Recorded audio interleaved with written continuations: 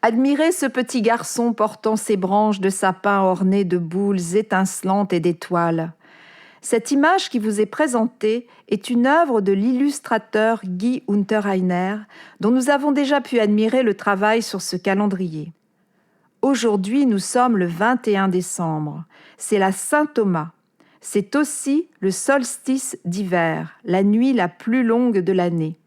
Et selon la tradition, c'est à partir de cette date que les Alsaciens sont autorisés à couper l'arbre de Noël en forêt.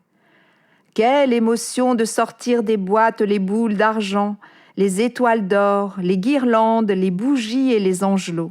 Tous admireront ce beau sapin décoré, chanteront des cantiques avec leur famille, ce sera la joie de Noël. Chacun d'entre nous a conservé le souvenir du sapin de Noël de la maison de ses parents. Sapin, symbole des moments de l'enfance heureuse. Son image se blottit dans la mémoire de notre vie. Le sapin garni, celui de Noël, est né en Alsace. C'est dans nos villes et villages que l'on trouve les plus anciennes références à son sujet.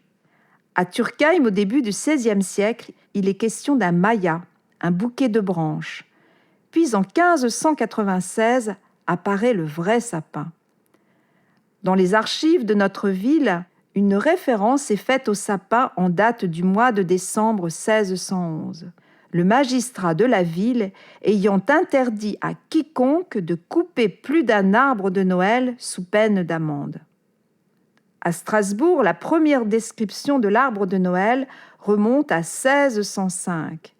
Il était d'usage d'entrer les sapins dans les maisons et d'y attacher des pommes, des hosties coloriées, du sucre et des fleurs en papier. Plus tard seulement, on y mettra des bougies puis des jouets. Longtemps, le sapin a été accroché au plafond, afin que les enfants ne puissent dévorer les pommes et autres friandises qui étaient accrochées.